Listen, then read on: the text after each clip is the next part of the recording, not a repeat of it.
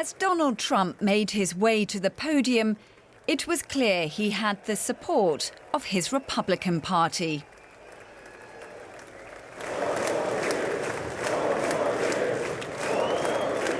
But as they chanted 4 more years, there was no escaping the fact that this House is Democratic-controlled. Impeachment wasn't mentioned, but President Trump appeared to snub House Speaker Nancy Pelosi, the most powerful elected Democrat, by refusing to shake her hand. This was to be his show. 3 years ago, we launched the Great American Comeback. Tonight, I stand before you to share the incredible results. Jobs are booming, incomes are soaring, poverty is plummeting, crime is falling, confidence is surging, and our country is thriving and highly respected again. From the economy to trade, foreign policy to defence, Donald Trump ensured he was centre stage. America's enemies are on the run. America's fortunes are on the rise, and America's future is blazing bright. The years of economic decay are over. Donald Trump also had a few surprises up his sleeve. Please take this message back to your family. He called Venezuela's opposition leader Juan Guaido, who was watching from the gallery, the legitimate president of Venezuela. The best is yet to come. Thank you. But as Trump drew to a close, it was what was going on behind him that stole the show. Nancy Pelosi ripping up his speech. The bitter feud between the two boiling over once again. Well, we have team coverage of the State of the Union speech. Joining me from Capitol Hill is our Washington Bureau Chief, Alexandra Van Namen. And with me here in the studio is DW reporter William Noah Glucroft. Thank you to you both. Alexandra, let's start with you. Presidents typically use the State of the Union address to tout their own achievements. What does Trump seem to be most proud of? The U.S. economy. President Donald Trump focused in his State of the Union address on the U.S. economy, praising his role in negotiating new trade agreements and reducing regulations. And when he talked about growing economy, about stock market being up, about the record low unemployment, he made clear that he is taking credit for it. And of course, the Democrats in the chamber, they disagreed and they protested, and the atmosphere in the chamber was actually quite tense. William, Trump's campaign promise, of course, back during the last election was to make America great again. His speech that he delivered on Capitol Hill seemed to say, I've delivered on that promise, but his term isn't over and he might very well get another one. Did the president give any indications of his policy priorities moving forward? Well, as Alexandra said, what he focused on the most is economy, and that is where he's going forward, because every indication is that the economy is doing well and people are doing better. They're still not where they need to be, but they're doing better. Whether he can really take credit for all that, also, as Alexandra mentioned, is very much an open question. Partly yes, partly no. But he also wants to give a little bit to everybody, and that was very clear in this speech. This was really his opening shot, you might say, in an official beginning to the 2020 campaign of himself really inserting himself into this. He was, attracting his base, keeping his base with him by going after hard on immigration and guns, Second Amendment rights, and also abortion, these hot-button cultural issues. He was also attracting the working class by talking about health care, which has broad support across party lines. American voters want health care of some kind that's cheaper and more accessible. And also talking a lot about prison reform and educational opportunities, which tends to pull very well with Black Americans. So we're seeing Trump trying to paint a very broad picture as he tries to attract voters in his 2020 re-election campaign. Well, we can't forget, of course, that this year's State of the Union speech was taking place against the background of an impeachment trial with the Democrats trying to remove Trump from office. And the tensions between Trump and the Democratic House Speaker Nancy Pelosi were on display for everyone to see.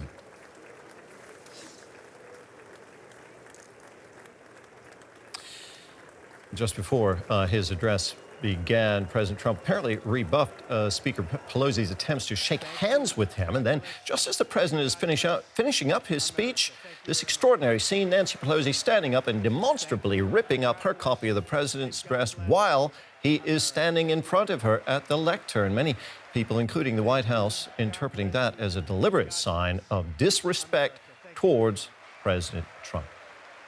Thank you. God bless you. Well, Nancy Pelosi said in an interview that she ripped up her copy of the speech because she couldn't find one page with truth on it. We know that Washington is divided, the country is divided. Ripping up the speech was hugely symbolic, wasn't it?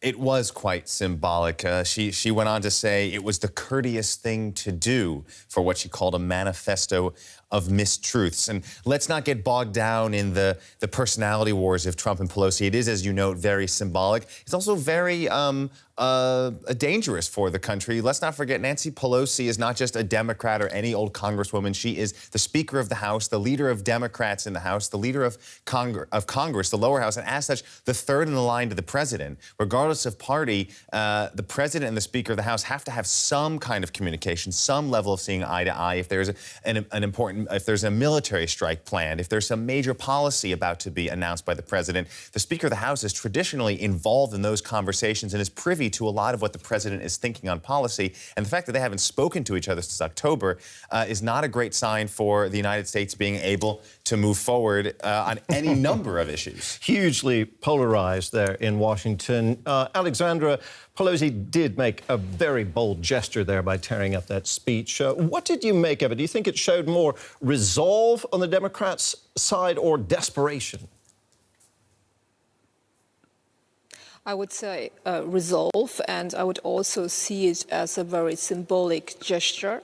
Of course, her ripping up her copy of the president's speech was criticized by the White House and also by Republican lawmakers who accused her of dishonoring the chamber. However, we have to say that we couldn't expect this State of the Union address to be a business as usual when we consider that we are seeing we saw this State of the Union address after 6 months of impeachment proceedings and only a few months before the next U.S. presidential election. Well, getting back to the speech itself, President Trump had a lot to say about trade as part of his foreign policy agenda. Let's take a listen. In fact, unfair trade is perhaps the single biggest reason that I decided to run for president. Following NAFTA's adoption, our nation lost 1 in 4 manufacturing jobs. Many politicians came and went, pledging to change or replace NAFTA, only to do so, and then absolutely nothing happened. But unlike so many who came before me, I keep my promises. We did our job. Job done, according to Trump himself. Alexander, the president obviously is happy with his own accomplishments concerning trade, the economy and the stock market. Are American voters equally happy? Well, that's, of course, remains to be seen next November. But, of course, we have to say that the president was successful negotiating new trade deals, a new trade agreement with Mexico and Canada. However, here critics say that this new deal replacing the old NAFTA deal is not very different from the old one. And he is also making progress negotiating with China. He just signed signed the phase 1 US-China deal. However, here we have to add that this is just the beginning, because many issues that are controversial in the trade relations between China and the US have to be resolved, yet issues such as intellectual property protection or technological transfers. So there is still a lot of potential contentious issues on the way to a real trade agreement between the US and China. Okay, well, of course, foreign trade is foreign policy. Staying with foreign policy, the president also talked about NATO, claiming to have convinced allies to increase defense spending. Here's how he put that. We are also getting our allies, finally, to help pay their fair share. I have raised contributions from other NATO members by more than $400 billion, and the number of allies meeting their minimum obligations has more than doubled. William, what do you think leaders on this side of the Atlantic, whether we're talking military leaders in NATO or just heads of state, heads of government, what do you think they'll make of the president's speech? Any new messages for them there? Oh, I would say that no news is good news, given a lot of what Trump has said about his traditional allies over here on the European continent. It should be noted, of course, that this push to get NATO allies to increase defense spending, give more commitments to NATO, went back to 2014 when Obama was president. There was broad agreement then at the NATO summit to raise to this 2% limit, and that's been steadily increasing since 2014. Donald Trump has really turned the screws on that to ensure that those budget commitments would be continued to met, but that is something that predates him, as many of these policies that he takes credit for now have. He's building on a lot of the past, despite him trying to, or at least saying he's dismantling it. And of course, there's a long tradition of presidents taking credit for what their predecessors have done. Absolutely. Alexander, this is an election year, of course, so did we get a taste of how Trump will approach his re-election bid?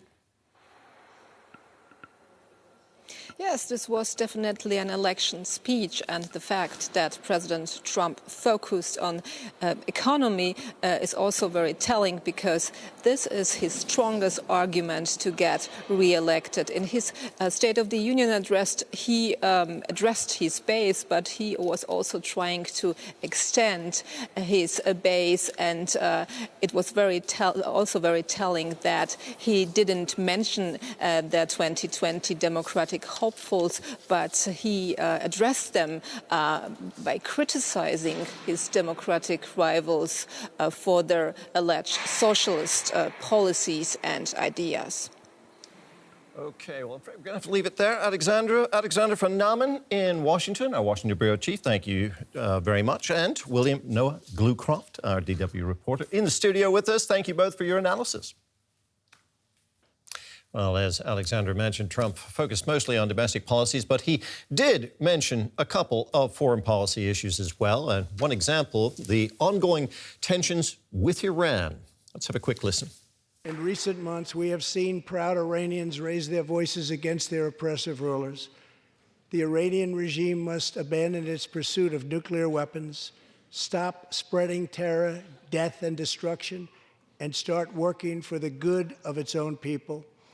Because of our powerful sanctions, the Iranian economy is doing very, very poorly. We can help them make a very good and short-time recovery. It can all go very quickly, but perhaps they are too proud or too foolish to ask for that help. We are here. Let's see which road they choose. It is totally up to them. Let's see which road they choose. Well, from our Asia desk, Barish Banerjee is with us. He was following his Trump speech as well, of course. Good to see you, Barish.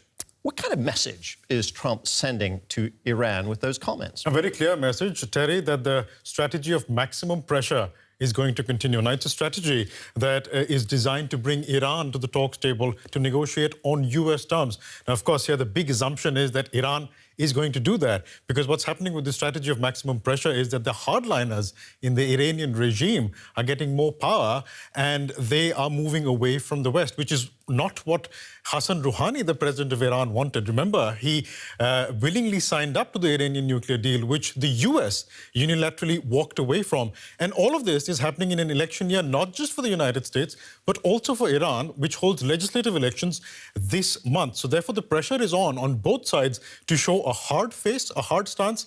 So one should not be expecting a thaw in relations between both countries anytime soon. Okay, that was Iran. He did touch on a couple of other countries. He took the opportunity to talk about China in his speech. The trade war between Washington and Beijing has featured prominently in the Trump presidency so far. Here's what he had to say about that. I also promised our citizens that I would impose tariffs to confront China's massive theft of America's jobs. Our strategy has worked. Days ago, we signed the groundbreaking new agreement with China that will defend our workers, protect our intellectual property, bring billions and billions of dollars into our treasury, and open vast new markets for products made and grown right here in the USA. Birish, U.S. relations with China have changed significantly during the Trump administration. What are the implications of these changes for other countries in the region?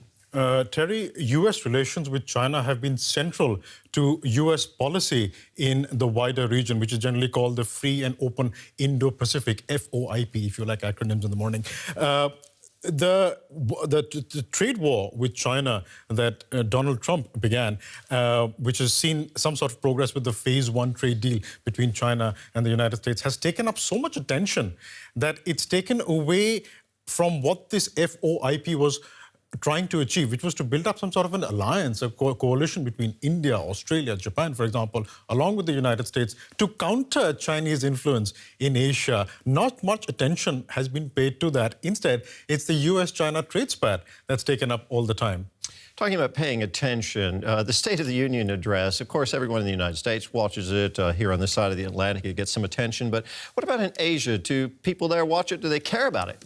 Honestly, Terry, no. It's not on the viewing agenda for ordinary people in Asia. But of course, for governments, it is very important. Bear in mind that the US is the only counterweight that is possible in Asia currently to China. And therefore, what the US president says in the State of the Union does provide some hints as to what the year could be for those countries. So therefore, for governments, obviously, it's important, but not so much for people. Birish, thanks for your insights. Birish Banerjee from our Asia desk.